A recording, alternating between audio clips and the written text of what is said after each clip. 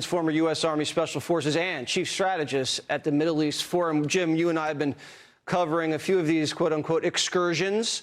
The president likes to take action usually on Fridays or over the weekend when the markets close. You got a lot of Marines heading that way. What do you see happening at the end of the week? They're going to take the deal or they're going to pay the price.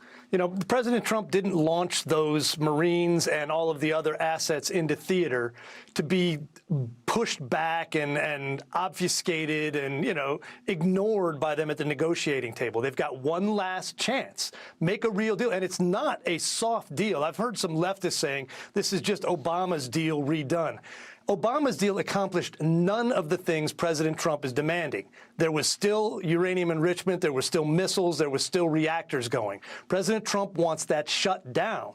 They either do that, or I have a feeling they might shut off the spigot and the revenue stream at Carg Island. I like the blockade idea. It's less risky.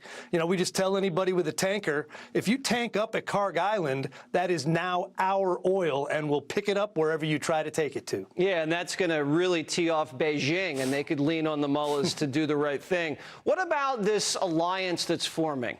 What are we looking at? Almost 24 navies now coming together to help keep the Strait open. Do you see something coming from that, or is that just talk?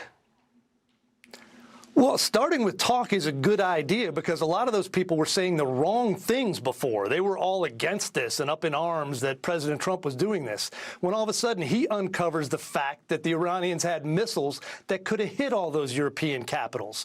So they now have to actually pay attention and understand they were being lied to. President Trump took the risk, did the right thing, and now they're the ones who need the oil. They need to pony up, and let's all get together. Everything's better when you got everybody pulling in the same direction. And President Trump managed to make that happen. And what kind of credibility is at stake for the United States with the Strait this week?